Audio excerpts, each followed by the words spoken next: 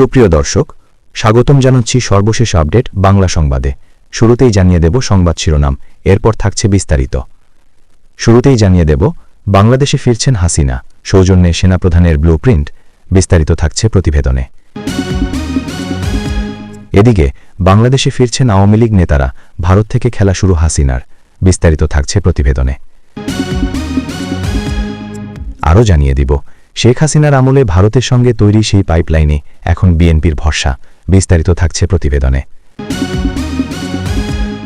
এদিকে ওয়াকারের চরম সিদ্ধান্ত, পাকিস্তান মডেলের সেনাশাসন ফিরছে বাংলাদেশে। বিস্তারিত থাকছে প্রতিবেদনে। আরও জানিয়ে দেব অবৈধ টাকা উপার্জনের মেশিনে পরিণত হয়েছে আন্তর্জাতিক অপরাধ ট্রাইব্যুনাল। বিস্তারিত থাকছে প্রতিবেদনে। আরও জানিয়ে দেব হাসিনার নিন্দা, তারেকের সুনাম, রাষ্ট্রপতি চুপ্পুর জটিল খেলা। বিস্তারিত থাকছে প্রতিবেদনে। এদিকে রাষ্ট্রপতি চুপ্পুকে দেখে মারমুখী জামায়াত, কি ঘটতে চলেছে বাংলাদেশে। বিস্তারিত থাকছে প্রতিবেদনে।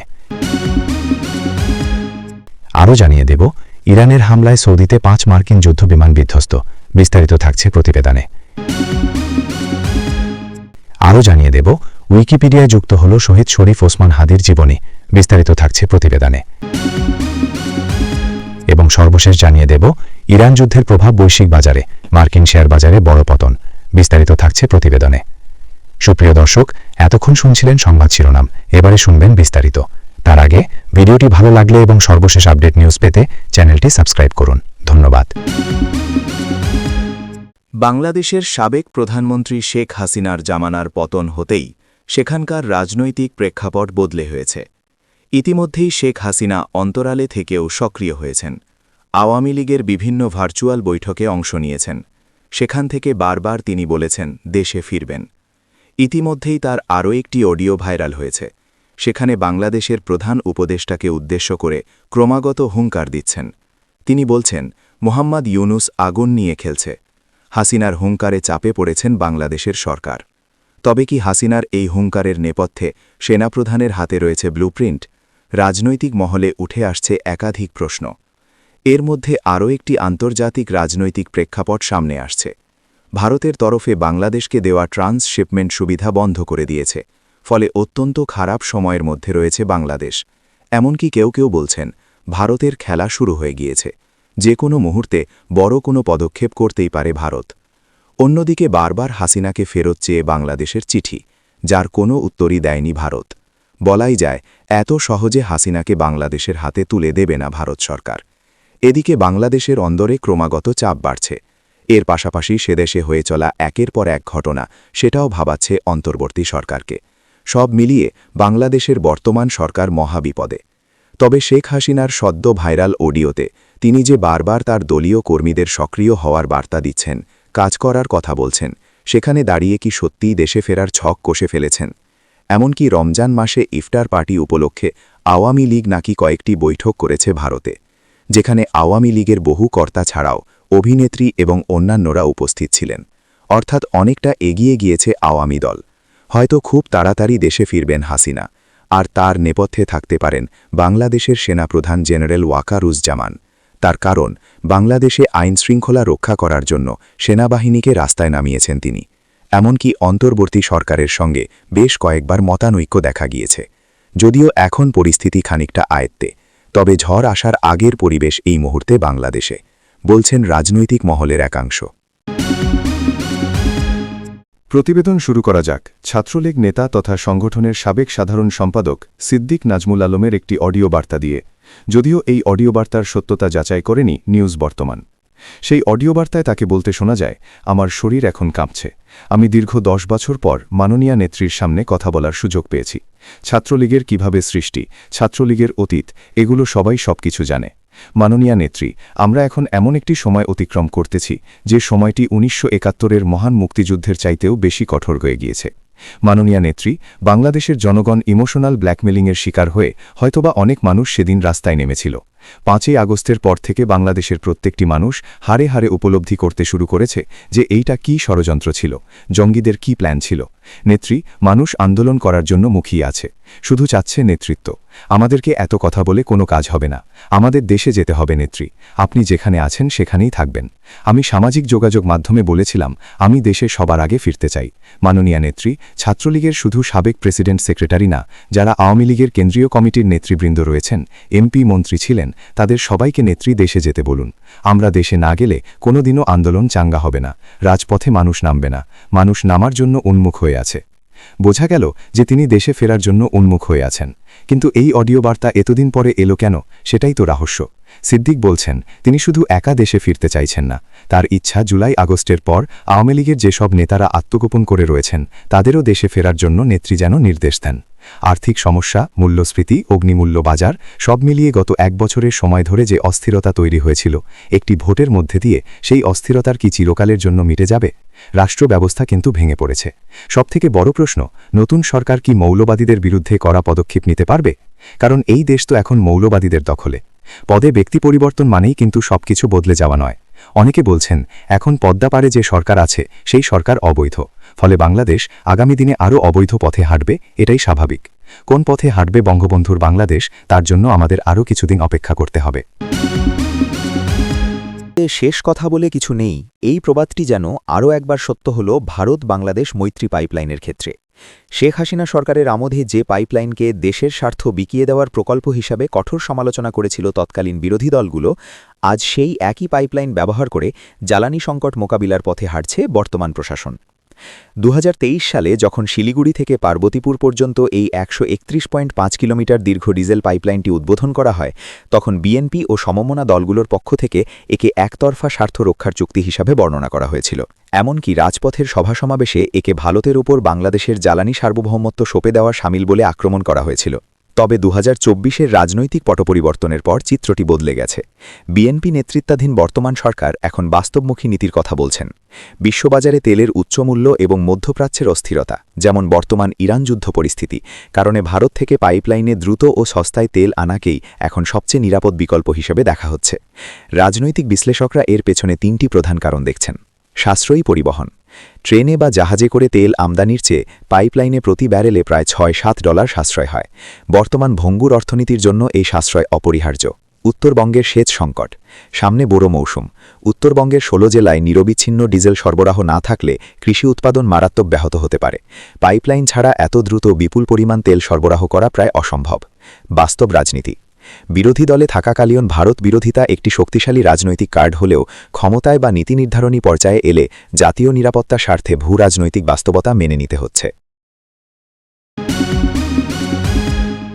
বাংলাদেশের সেনাপ্রধান ওয়াকার ফেব্রুয়ারির মাঝামাঝি সময়ে বলেছিলেন, নবনির্বাচিত সরকার শপথ নেওয়ার পরে পরে সেনাবাহিনী ব্যারাকে ফিরে যাবে। সেই সঙ্গে তিনি এও বলেন, পুলিশ পুরোপুরি আইন শৃঙ্খলা পরিস্থিতির নিয়ন্ত্রণ না নেওয়া পর্যন্ত সেনাবাহিনী থাকবে সহায়তামূলক ভূমিকায়। নতুন সরকারের বয়স 1 মাস হতে চলেছে, অথচ সেনাবাহিনী এখনও ব্যারাকে ফিরে যায়নি। এই অবস্থায় গুঞ্জন তৈরি হয়েছে অপারেশন ক্লিন হার্ট 2 শুরু করতে চলেছে সরকার। এই গুঞ্জন ফিরিয়ে এনেছে 2002 সালের ভয়ঙ্কর দিনের কথা। ক্ষমতায় সেই সময় বেগম জিয়া। আইন শৃঙ্খলা পরিস্থিতির চরম অবনতি, মানুষের মনে ক্ষোভ আর চূড়ান্ত হতাশা। ঢাকার রাস্তায় একের পর এক ওয়ার্ড কমিশনারকে লক্ষ্য করে চলে গুলি। এছাড়া অসাধারণ হারে বাড়তে থাকে হত্যা ও ডাকাতিসহ নানা ধরনের অসামাজিক কার্যকলাপ। জিয়া সরকার কার্যত বেসামাল হয়ে পড়ে। অভিযোগ ওঠে, বিএনপি ক্ষমতায় আসার পর ঢাকা সিটি কর্পোরেশনের নির্বাচনে যেসব ওয়ার্ড কমিশনারকে বিএনপি থেকে মনোনয়ন দেওয়া হয়েছিল তাদের অধিকাংশই ছিলেন তালিকাভুক্ত সন্ত্রাসী। পরিস্থিতির ক্রমেই অবনতি হতে থাকে। খালেদা জিয়া বিচলিত হয়ে পড়েন। সরকারের 1 বছর পূর্তি উপলক্ষে জাতির উদ্দেশ্যে দেওয়া ভাষণে খালেদা জিয়া স্বীকার করে নেন যে পরিস্থিতির তেমন কোনো উন্নতি হয়নি। সন্ত্রাস নির্মূলে জিয়া আরও সময় চেয়ে নেন। পুলিশ ও প্রশাসনের রদবদল করেও পরিস্থিতিতে লাগাম পরাতে পারেননি জিয়া। বিএনপি সরকারের আইনমন্ত্রী মওদুদ আহমেদের Bangladesh a study of the democratic regimes বইতে সে কথা উঠে এসেছে। 2002 সালের 16 অক্টোবর মধ্যরাত, বলা যেতে পারে 17 অক্টোবর, সারা দেশে একযোগে সাঁড়াশি অভিযানে নামে সেনাবাহিনী। মধ্যরাতে মোবাইল ফোনের নেটওয়ার্ক বন্ধ করে দেওয়া হয়। অভিযোগ, সেনাবাহিনী অভিযান শুরুর আগে পুলিশকে কিছু জানায়নি। রাস্তায় সেনা সদস্যদের গাড়ি দেখে মানুষ বুঝতে পারে। যদিও সেই সময় সরকারের তরফে বলা হয়েছিল এটি সেনাবাহিনী, পুলিশ, বিডিআরের যৌথ অভিযান। প্রকৃতপক্ষে পুরো অভিযান পরিচালনা করে সেনাবাহিনী। সে সময়ের বিভিন্ন সংবাদপত্র পরীক্ষা করে দেখা যায় প্রথম দিনের অভিযানে ১৪০০ জনকে গ্রেফতার করা হয়। এদের মধ্যে সংখ্যাগরিষ্ঠই বিএনপি কর্মী বা নেতা, এমনকি গুলিও চলে। নতুন সরকারের অপারেশন ক্লিন হার্ট 2 ঘোষণায় আবার সেই ভয়ঙ্কর স্মৃতি ফিরে আসতে চলেছে। বাংলাদেশ সরকার বদলে যেমন সেনাবাহিনী কাজ করছে, সরকার ফেলার ক্ষেত্রেও সমানভাবে কাজ করেছে। তার টাটকা উদাহরণ হাসিনা সরকারের পতন। বলা হচ্ছে পাকিস্তানের মডেল অনুসরণ করে বাংলাদেশে একটি সরকার গঠন করা হয়েছে। ১৯৭৫ সালের পর থেকে বাংলাদেশের রাজনীতিতে সেনাবাহিনী প্রান্তিক শক্তি ছিল না। ২০২৪-এর ৫ আগস্টের পর থেকে সেটা আরও স্পষ্ট হয়ে উঠেছে। আরেকটি ঘটনা পরিষ্কার করে দিচ্ছে, আসিফ নজরুল ও জোনায়েদ সাকিকে সেনাপ্রধানের কাছে পাঠায় তখন বাংলাদেশের ক্ষমতার কেন্দ্রের পালাবদল ঘটে। জোনায়েদ সাকি বর্তমান সরকারের পরিকল্পনা প্রতিমন্ত্রী, আর আসিফ নজরুল বিএনপি সরকারের বুদ্ধিজীবী হিসেবেই পরিচিত। তাদেরকে সেনাপ্রধানের কাছে পাঠানোর উদ্দেশ্য যে মহৎ নয়, তা আর বলার অপেক্ষা রাখে না। জুলাই আগস্টের দাঙ্গা পরবর্তী সময়ে গঠিত আন্তর্জাতিক অপরাধ ট্রাইব্যুনাল আইসিটি এখন দুর্নীতি, অসাংবিধানিক নিয়োগ এবং রাজনৈতিক পক্ষপাতের গুরুতর অভিযোগে বিতর্কের মুখে পড়েছে। প্রসিকিউশন প্যানেলের ভেতরে ঘুষ লেনদেন, আসামিকে রাজসাক্ষী করা এবং বিচার প্রক্রিয়ায় অনিয়মের অভিযোগ প্রকাশে আসায় ট্রাইব্যুনালটির নৈতিক ভিত্তি নিয়েই প্রশ্ন উঠেছে। সম্প্রতি ট্রাইব্যুনালের প্রসিকিউটর মোহাম্মদ সাইমুম রেজা তালুকদারের বিরুদ্ধে সাবেক আওয়ামী লীগ সংসদ সদস্য এবিএম ফজলে করিম চৌধুরীকে খালাস পাইয়ে লেবার বিনিময়ে ১ কোটি টাকা ঘুষ দাবির অভিযোগ সামনে আসে। গণমাধ্যমে ফাঁস হওয়া একটি হোয়াটসঅ্যাপ অডিও রেকর্ডিংয়ে তাকে অগ্রিম ১০ লাখ টাকা নগদ চাইতে শোনা গেছে বলে দাবি করা হয়। অভিযোগ ওঠার পর তিনি পদত্যাগ করেন। এই ঘটনা ট্রাইব্যুনালের কার্যক্রম নিয়ে নতুন করে বিতর্ক সৃষ্টি করেছে। এর মধ্যেই আন্তর্জাতিক অপরাধ ট্রাইব্যুনালের চিফ প্রসিকিউটর মোহাম্মদ তাজুল ইসলামকে পদ থেকে অপসারণ করা হয়েছে। সাবেক আইজিপি সহ একাধিক মামলার আসামিকে রাজসাক্ষী করার বিনিময়ে বিপুল অঙ্কের অর্থ লেনদেনের অভিযোগ ওঠার পর এই সিদ্ধান্ত নেওয়া হয়েছে বলে সংশ্লিষ্ট সূত্র জানিয়েছে। ট্রাইব্যুনালের প্রসিকিউটর বি.এম. সুলতান মাহমুদ সামাজিক যোগাযোগ মাধ্যমে দেওয়া এক পোস্টে চিফ প্রসিকিউটর তাজুল ইসলামের বিরুদ্ধে এসব অভিযোগ উত্থাপন করেন। অভিযোগ প্রকাশে আসার পর ট্রাইব্যুনালের ভাবমূর্তি রক্ষার্থে তাকে অপসারণ করা হয়েছে বলে জানা গেছে।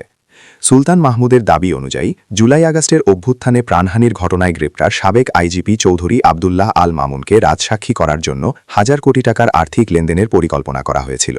তিনি অভিযোগ করেন, ধানমন্ডিতে তদন্ত সংস্থার কার্যালয়ে বসে চিফ প্রসিকিউটর তাজুল ইসলাম এবং সুপ্রিম কোর্টের আইনজীবী শিশির মনিরের নেতৃত্বে একটি সিন্ডিকেট এই পরিকল্পনা বাস্তবায়নের চেষ্টা করে। তার আরও অভিযোগ, সাবেক আইজিপিকে জিজ্ঞাসাবাদের সময় ধানমন্ডির তদন্ত কার্যালয়ে আইনজীবী শিশির মনির নিয়মিত উপস্থিত থাকতেন। তিনি দাবি করেন, দাগী খুনি পুলিশ কর্মকর্তাদের গ্রেপ্তার না করে নিরাপদে পালানোর সুযোগ করে দেওয়া হয়েছে এবং চিফ প্রসিকিউটরের চেয়ারকে টাকা উপার্জনের হাতিয়ার হিসেবে ব্যবহার করা হয়েছে। সুলতান মাহমুদ আরও অভিযোগ করেন, গত বছরের নভেম্বরের শেষ দিকে আশুলিয়ায় ভ্যানে লাশ পোড়ানোর মামলার এক আসামির স্ত্রী একটি ভারী ব্যাগ নিয়ে প্রসিকিউটর গাজী মোনাওয়ার হোসেন তামিমের কক্ষে প্রবেশ করেন। বিষয়টি চিফ প্রসিকিউটরকে জানানো হলেও কোনো ব্যবস্থা নেওয়া হয়নি বলে তিনি দাবি করেন। পরে ওই মামলার আসামি আফজালকে রাজসাক্ষী করা হয় এবং চূড়ান্ত বিচারে তাকে খালাস দেওয়া হয়। ত্রয়োদশ জাতীয় সংসদের প্রথম অধিবেশনে জামায়াত জোটের এমপিদের প্রতিবাদ ও ওয়াকআউটের মধ্য দিয়ে রাষ্ট্রপতি মোহাম্মদ সাহাবুদ্দিন যে ভাষণ দিলেন তাতে চিত্রিত হল নতুন দৃশ্য। বৃহস্পতিবার ১২ মার্চ বিকালে ভাষণের শুরুতে শ্রদ্ধা জ্ঞাপন করতে গিয়ে বিএনপির প্রতিষ্ঠাতা প্রয়াত রাষ্ট্রপতি জিয়াউর রহমানকে তিনি বললেন স্বাধীনতার ঘোষক। তাকে বারবার বলতে হল আওয়ামী লীগ সরকার ছিল ফ্যাসিস্ট। আওয়ামী লীগ সরকার বাংলাদেশকে দুর্নীতিতে চ্যাম্পিয়ন বানিয়েছিল। পরে বিএনপি সরকারের কঠোর পদক্ষেপে বিশ্বে দুর্নীতিতে চ্যাম্পিয়ন হওয়ার কলঙ্ক থেকে বাংলাদেশ মুক্তি পেয়েছিল। বিএনপি সরকার তার নির্বাচনী প্রতিশ্রুতি পূরণে দেশের জন্য কি করবেন তার বিস্তারিত ফিরিস্তি রাষ্ট্রপতি তার ভাষণে দিলেন। তিনি ভাষণ শেষ করলেন বাংলাদেশ জিন্দাবাদ বলে। রাজনৈতিক বিশ্লেষকেরা বলছেন এটা হওয়ারই ছিল। বাংলাদেশে নির্বাচনের ফল প্রকাশের পর প্রধানমন্ত্রী হিসেবে তারেকের শপথ গ্রহণ অনুষ্ঠান ও পরে আরও দু-একটি অনুষ্ঠানে হাবুদ্দিন চুপ্পুকে একসঙ্গে বেশ খোশমেজাজে দেখে বাংলাদেশের নতুন রাজনৈতিক বাস্তবতায় রাষ্ট্রপতি সাহাবুদ্দিন চুপ্পুর সম্ভাব্য অবস্থান নিয়ে ইদানিং বহু মহলে বেশ আলোচনা সমালোচনা হতে দেখা যায়। ২০২৪ সালের ৫ অগাস্ট আওয়ামী লীগ সরকারের পতনের দিন জাতির উদ্দেশ্যে দেওয়া ভাষণ রাষ্ট্রপতি জয় বাংলা ছাড়াই শেষ করেন। এরপর অন্তর্বর্তী সরকারের ১৮ মাসে রাষ্ট্রপতির দায়িত্ব পালন করে গেলেও রাষ্ট্রীয় কোনো আয়োজনে তার বক্তব্য দিতে দেওয়ার সুযোগ হয়নি। নির্বাচনে জিতে বিএনপির নতুন সরকার শপথ নেওয়ার পর গত ৬ মার্চ প্রথম কোনো সরকারি অনুষ্ঠানে বক্তব্য দেন মোহাম্মদ সাহাবুদ্দিন। বাংলাদেশ শিল্পকলা একাডেমি চত্বরে জাতীয় পাঠ দিবসের ওই অনুষ্ঠানে রাষ্ট্রপতির বক্তব্য শেষ হয় বিএনপির বাংলাদেশ জিন্দাবাদ দিয়ে, যা নিয়ে সেদিনও আলোচনা হয়। আওয়ামী লীগ সরকারের সময় 2023 সালের 24 এপ্রিল 5 বছরের জন্য রাষ্ট্রপতির দায়িত্ব নিয়েছিলেন 75 বছর বয়সী সাহাবুদ্দিন। একসময় তিনি ছিলেন দুর্নীতি দমন কমিশনের কমিশনার। তখন দেশের মানুষ তাকে সাহাবুদ্দিন চুপ্পু নামে চিনত। রাষ্ট্রপ্রধান হিসেবে মোহাম্মদ সাহাবুদ্দিন বাংলাদেশের সশস্ত্র বাহিনীর সর্বাধিনায়ক। এর বাইরে পদটি মূলত আনুষ্ঠানিক। দেশের কার্যনির্বাহী ক্ষমতা থাকে প্রধানমন্ত্রী ও মন্ত্রিসভার হাতে। যুদ্ধ শুরুর পর গত 14 দিনে ইরানের হামলায় সৌদি আরবে বিধ্বস্ত হয়েছে মার্কিন বিমান বাহিনীর 5টি যুদ্ধবিমান। যুক্তরাষ্ট্রের প্রতিরক্ষা মন্ত্রণালয়ের 2 জন কর্মকর্তার বারাত দিয়ে এক প্রতিবেদনে এ তথ্য জানিয়েছে ওয়াল স্ট্রিট জার্নাল। কর্মকর্তারা জানিয়েছেন, বিধ্বস্ত হওয়া 5টি উড়োজাহাজই সৌদির মার্কিন বিমানঘাঁটি প্রিন্স সুলতান এয়ারবেজের এবং সবগুলোই রিফুয়েলিং বিমান। কর্মকর্তারা জানিয়েছেন, ইরানি ক্ষেপণাস্ত্রের আঘাতে গত কয়েকদিনে বিধ্বস্ত হয়েছে এই বিমানগুলো, তবে পুরোপুরি ধ্বংস হয়ে যায়নি। উড়োজাহাজগুলো মেরামত করে পুনরায় ব্যবহার করা সম্ভব। এই 5 বিমান বিধ্বস্তের সময় কেউ নিহত কিংবা আহত হয়নি বলেও জানিয়েছেন কর্মকর্তারা। গত শুক্রবার ইরাকের পশ্চিমাঞ্চলে বিধ্বস্ত হয়েছে মার্কিন বিমান বাহিনীর একটি KC-135 রিফুয়েলিং যুদ্ধবিমান। চালক ও সহচালক সহ বিমানটিতে মোট 6 জন ক্রু ছিলেন। তাদের মধ্যে 4 জন নিহত হয়েছেন, বাকি 2 জনের অবস্থাও আশঙ্কাজনক। উল্লেখ্য, আকাশে উড্ডয়নরত অবস্থায় যুদ্ধবিমানে জ্বালানি সরবরাহের জন্য রিফুয়েলিং বিমান ব্যবহার করা হয়। গত শতকের 50-এর দশক থেকে যুক্তরাষ্ট্রের বিমানবাহিনী নিয়মিত রিফুয়েলিং উড়োজাহাজ ব্যবহার করছে এবং এই উড়োজাহাজ মার্কিন প্রতিরক্ষা বাহিনীর জন্য খুবই গুরুত্বপূর্ণ। উল্লেখ্য, ইরানের পরমাণু প্রকল্প নিয়ে গত 6 ফেব্রুয়ারি থেকে 27 ফেব্রুয়ারি পর্যন্ত 21 দিন ধরে সংলাপ চলে তেহরান এবং ওয়াশিংটনের মধ্যে। 27 ফেব্রুয়ারি কোনো প্রকার সমঝোতা চুক্তি ছাড়াই শেষ হয় সেই সংলাপ। তার পরের দিন 28 ফেব্রুয়ারি ইরানে অপারেশন এপিক ফিউরি শুরু করে যুক্তরাষ্ট্রের সামরিক বাহিনী।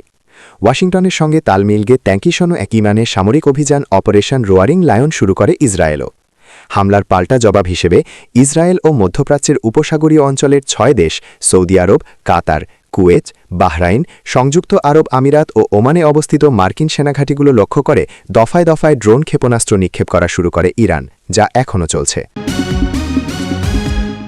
ঝালকাঠে নলছিটি উপজেলার সন্তান ও আলোচিত রাজনৈতিক আন্দোলনকর্মী শহীদ শরীফ ওসমান বিন হাদিয়ের জীবনী যুক্ত হয়েছে মুক্ত বিশ্বকোষ উইকিপিডিয়াতে। সম্প্রতি তার জীবন, রাজনৈতিক কর্মকাণ্ড এবং মৃত্যুর ঘটনাপ্রবাহ নিয়ে একটি বিস্তারিত নিবন্ধ সেখানে প্রকাশ করা হয়েছে। উইকিপিডিয়ার তথ্য অনুযায়ী শরীফ ওসমান বিন হাদি নামে জন্ম নেওয়া ওসমান হাদি 1993 সালের 30 জুন নলছিটি উপজেলায় জন্মগ্রহণ করেন। তিনি ঝালকাঠির শিক্ষা প্রতিষ্ঠান ঝালকাঠি NS কামিল মাদ্রাসাতে পড়াশোনা করেন এবং পরে উচ্চশিক্ষা নেন ঢাকা বিশ্ববিদ্যালয় থেকে। শিক্ষকতা, লেখালেখি ও সাংস্কৃতিক কর্মকাণ্ডের পাশাপাশি তিনি রাজনীতিতেও সক্রিয় ছিলেন। 2024 সালের জুলাই গণঅভ্যুত্থান পরবর্তী সময়ে গঠিত রাজনৈতিক সাংস্কৃতিক সংগঠন ইনকিলাব মঞ্চের মুখপাত্র হিসেবে দায়িত্ব পালন করেন তিনি। বিভিন্ন রাজনৈতিক কর্মসূচি, আন্দোলন ও বক্তব্যের মাধ্যমে ওই সময় তিনি আলোচনায় আসেন।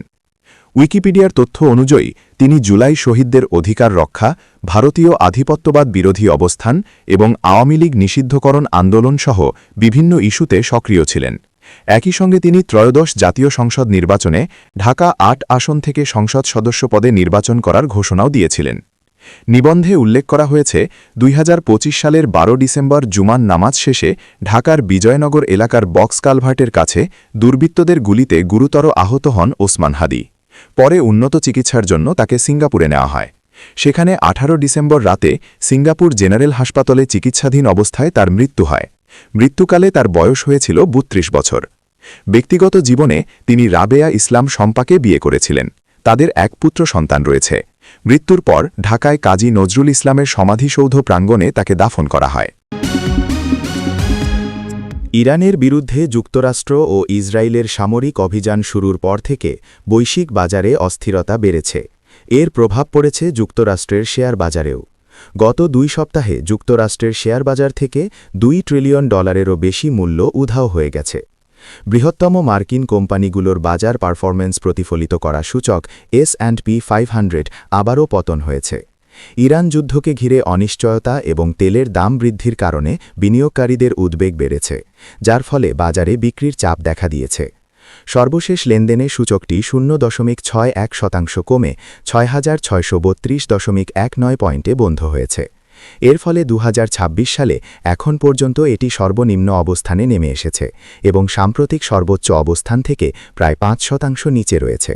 গত ২৭ ফেব্রুয়ারি বাজার বন্ধ হয়েছিল ৬,৮৭৮.৮৮ পয়েন্টে, যা ছিল যুক্তরাষ্ট্র ও ইসরায়েলের ইরানে হামলা শুরুর আগের দিন। সেই সময়ের তুলনায় এখন পর্যন্ত সূচকটি প্রায় ৩.৬% কমেছে। বিশ্লেষকদের মতে এই পতনের ফলে S&P 500-এ তালিকাভুক্ত কোম্পানিগুলোর মোট বাজার মূল্য থেকে আনুমানিক $2.2 ট্রিলিয়ন কমে গেছে। এই সূচকটি যুক্তরাষ্ট্রের জন্য গুরুত্বপূর্ণ, কারণ অনেক অবসর ভাতা তহবিল, পেনশন ফান্ড এবং বিনিয়োগ তহবিল সরাসরি S&P 500-এর সঙ্গে যুক্ত। ফলে বাজারের এই অস্থিরতা সাধারণ বিনিয়োগকারীদের ওপরও প্রভাব ফেলতে পারে।